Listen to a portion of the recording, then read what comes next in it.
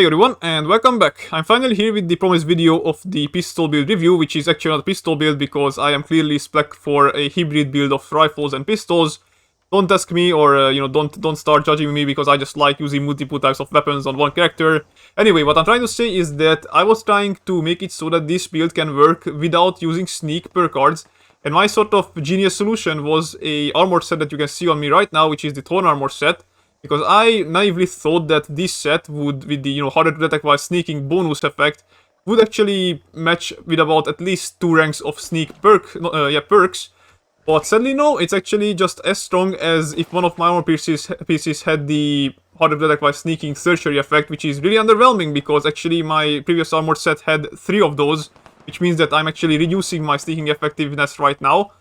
But I still need this set because this is how I get my poison resistance from my legendary perk cards, so it is what we'll use for this video. And the video's purpose itself is to kind of showcase how good this Crusader Pistol is, which is basically now the quote-unquote new endgame pistol, together with the 10mm pistol. And I made it so, both of these are non-automatic, so you can see the suppressed Crusader Pistol and the suppressed 10mm pistol. And you can see the stats are actually quite similar for the most part. Both of them has a fire rate of 43, and both of them has a range of 186, but the 10mm pistol does have the benefit of better accuracy because of the barrel types and grip types that it can use, and it can actually go even higher if you use a true barrel and true grip, but right now I went for aligned with the, agility usage, which is actually the best for.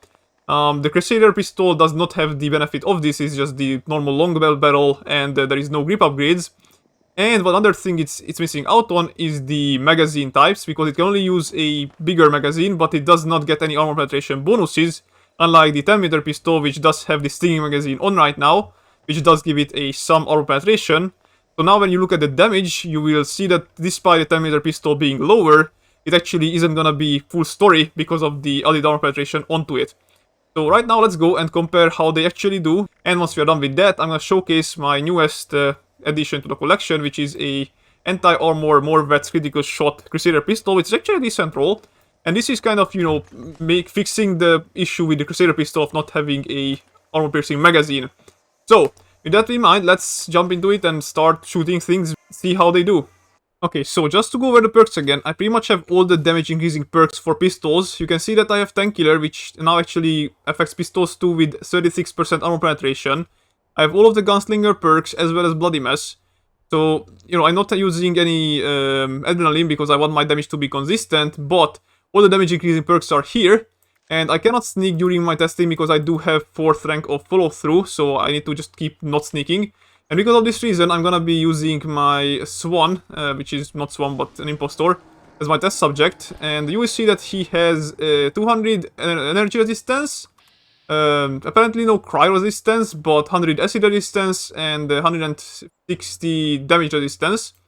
So for that, we are damaging him with the 10mm pistol for 29, with the non-anti-armor Crusader Pistol for 71, and again that's, 29, and that's a huge difference. Okay, so that's probably most of it comes from him not having any, cryo resistance, which is sad to see, but you kind of can already see where this damage might have a bit of a performance boost from. The different types of damage is now actually helping it instead of hindering it like in most other weapons cases. And now the anti-armor effect suppressed pistol is now 80 damage, which is weird. How much is the normal one again? 71. Okay, so it does get a bit of a boost in terms of damage. Thank you, Swan, by the way, for standing seal. Yeah, 29, yeah, that's still like a gigantic difference, that like it does have, of course, 166 ballistic resistance, but even then, this pistol of mine has armor penetration, while this one has none. I only have it from the perk cards.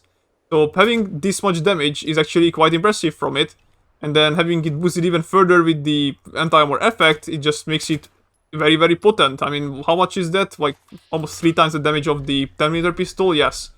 So, that is definitely powerful. If I start going for headshots, you can kind of see already how the damage kind of adds up. Before Swan smacks me in the head and I die, but definitely does get a lot of its damage boosted by the effects. So yeah, that's a good start. I still wanna do one more test against some enemy that probably has a bit more balanced resistances. That one over there has Yep, that's already a bit better. Now we have some enemy with an actual, cryo resistance applied to it. So let's see. Torso shot. 33 with the 10mm pistol. I just need to not die here. 48 with the Crusader pistol, so that's already a less of a damage difference than it was for the Super Mutant Behemoth. And then 62, that's how a bigger increase in the anti-armor effect because of the, anti-armor effect just having more use whenever the target is more armored. So yes, that's actually quite of an impressive boost right there. And I'm gonna die here, supposedly, but at the same time, this is actually very impressive. And you can actually have just... Where is your fusion cores? There it is. There you go, and he goes down. So yeah, you can already see that your effects kind of will vary based on your target, but altogether it's actually still gonna be like so that the Crusader pistol is gonna be, just winning over the 10mm pistol. So yeah, now it's the time to jump in and actually test it on some generic mobs. Alright, this time I'm spicing it up because I'm going against robots first. Let's see, Colonel Gutsies. If you don't already know, by the way, choose or shoot their thrusters or combat inhibitors. That's their most vulnerable spots. Let's see, 1, 2, 3. And yep, that's definitely effective. I'm not gonna complain about a 3-shot kill against the Gutsy. 1, 2, 3. There you go.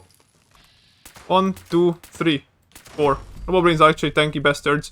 But still, 4 shots is not a good, not bad performance, That's actually 10mm ammunition, so that's very, very ammo efficient. Anybody else? 1, 2, 3, 4. A bit more against, in range. 1, 2, 3. Yep, that's an easy one. We are just breezing through this place, it looks like. Robots are tanky, but if you know their weaknesses, then they are definitely, a much easier target to deal with. 1, 2, sorry. 2. Okay, that was a crit. 1, 2, 3. Yep, even at that range, it takes them out with 3 shots. Where is the... That's a Gutsy. I don't like the new wets. Let me get a shot on him, please. That's 1, 2. There you go. Another easy 2-shot kill. And I don't see the... Oh, there it is. That's another one. 1, 2, 3, 4. Protections are... Actually, I think they have, like, better cryo resistances than most of the robots, which is odd, but whatever. I guess they are technically work robots, so they have better, resistances because of their work environments, potentially. But yeah, otherwise, again, just a 4-shot kill is not gonna be an issue to deal with, I feel like. That's the Feral Ghoul, though, and they have actually equal amounts of all that of resistances, except the, the ballistic. That's why they are kind of flimsy. But still, 1, 2, that was a 2-shot kill. So I'm not gonna complain about it, and that was a body shot as well, not even a headshot. So yeah, this pistol is doing a phenomenal job for being a non-automatic pistol with this deep sort of DPS. And I think I already cleared out the area, apparently. Anyway, I guess we are going on now to some other stuff. Actually, let's jump right into the Scorch Beast fight. How about that? Alright, finally I don't need to wait for this idiot to land, because I'm not using a melee weapon to test. However, it's still not gonna be too good against a flying target, I guess, because, range is a thing. However, at least I can already start kind of showcasing just how bad the damage drop-off is, maybe? Can I hit him even at this distance? I can, okay. So now he's gonna kind of fly on a lower... I'm hearing Scorched, but that's fine. Let's use some of that critical hits, and he's already starting to napalm me, that's fine. I'm just not gonna care about that. What I will care about is the other nonsense trying to attack me. So the 2-shot kill with the critical on the 100 level Scorch, which is not bad. Alright, he's down here. So 1, 2, 3, 4, 5, 6, 7, 8, 9, 10. Almost. 10, 11, 12, 13. Yep, that's a decent result. A bit more, of course, because it already wasn't full health, but 2-shot Scorched. 1-shot Scorched. I think that wasn't that full health. 1, 2. Yeah, 2-shotting most of the Scorch, it looks like. Annihilators are tanky bastards, by the way. And also my wet shots are apparently not registering, so that's not helping my case.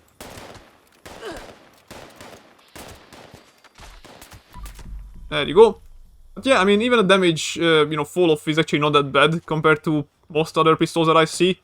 So yeah, it's just a pistol that basically has not many weaknesses, it looks like.